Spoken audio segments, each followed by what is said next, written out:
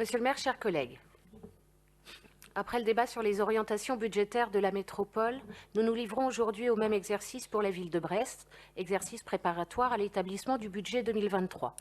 Je profite pour remercier les services pour la qualité des documents fournis. Le contexte international et national est bien entendu le même, mais celui de nos collectivités est bien différent. J'y viendrai dans la deuxième partie de mon propos. Votre rapport souligne un contexte économique marqué par une conjonction de chocs. L'impact des perturbations d'origine externe est indéniable. Mais la résilience de l'économie nationale dépend de choix effectués par les dirigeants français de ces dernières années. C'est ainsi que des décisions malencontreuses répondant à des visées idéologiques au détriment des besoins économiques et sociaux ont aussi mis à mal notre souveraineté énergétique. Ces chocs et ces choix nous confrontent à deux problèmes, l'inflation et la dette. Largement importée du fait de notre dépendance énergétique, l'inflation pèse sur tous les agents économiques, ménages, entreprises et nos collectivités n'y échappent pas. La dette publique atteint 3 000 milliards d'euros, dont l'essentiel, leur secteur social et local, du ressort de l'État.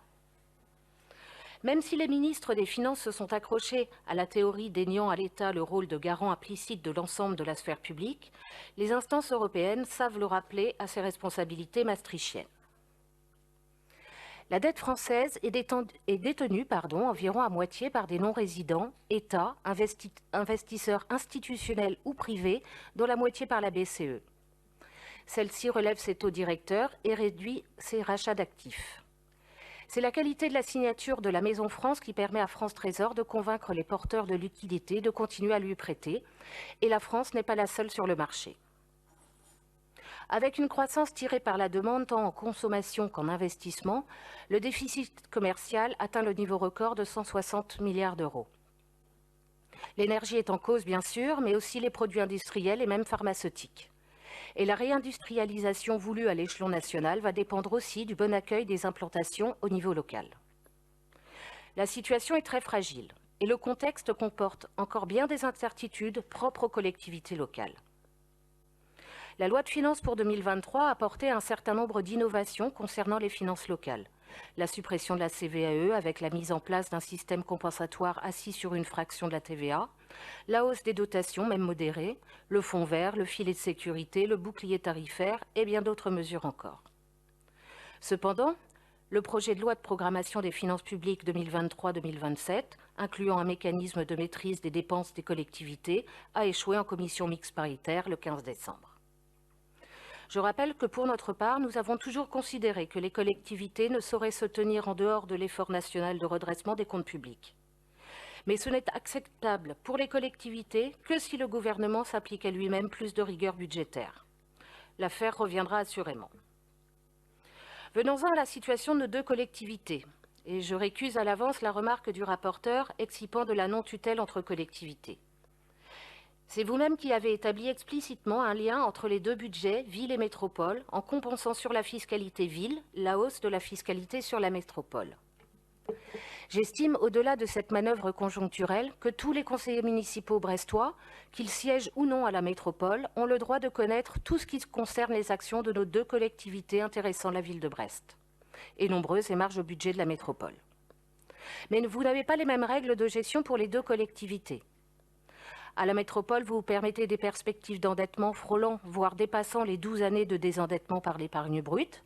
Cette dérive est due à la charge financière du projet Mon Réseau Grandit avec la deuxième ligne de tram et le BHNS. À la ville, vos perspectives ne vous font pas dépasser 2,7 années de ratio de désendettement dans un schéma où vous indiquez bien l'entrée en zone de vigilance à 8 ans, 8 et non pas 12. Si on exploitait pour le budget de la ville le potentiel d'emprunt correspondant à 8 années d'épargne brute, on pourrait en réaliser des investissements. En retenant votre hypothèse de réduction de l'épargne brute à 15 millions d'euros par an, on arrive à un potentiel de 120 millions. Si l'on lit entre les lignes à la page 51 du rapport d'orientation budgétaire, vous vous réservez d'aller plus loin de ce que vous affichez, mais sur la base de 4 années d'épargne brute. Cela fait encore un potentiel de 60 millions, soit 20 millions de plus que les programmes que vous affichez. La mobilisation de l'épargne pour l'investissement est également très différente entre les deux collectivités. 40% d'autofinancement à la métropole, 75% à la ville. Si l'on appliquait les mêmes taux à la ville, on pourrait consacrer 7 à 8 millions de plus au fonctionnement. Car on peut aussi s'en tenir au fait que l'essentiel des investissements étant réalisés par la métropole, le budget de la ville de Brest doit être principalement consacré au fonctionnement des services publics locaux. Ce ne sont que des simulations et nous partageons le souci de prudence que vous manifestez pour le budget de la ville en regrettant que vous ne l'appliquiez pas à la métropole. Mais avec la même prudence, on peut avoir des priorités différentes. Et ces petits exercices montrent qu'il est tout à fait possible de se doter d'une police municipale de 60 agents et de porter un projet ambitieux pour le Carré des Arts sans obérer les finances de la ville. Quant à la manipulation des taux de fiscalité, nous notons que votre souci de compenser la hausse de 12,1% que vous appliquez à la métropole sur le foncier bâti ne va pas jusqu'à refuser d'empocher la réévaluation forfaitaire de 7,1% des bases.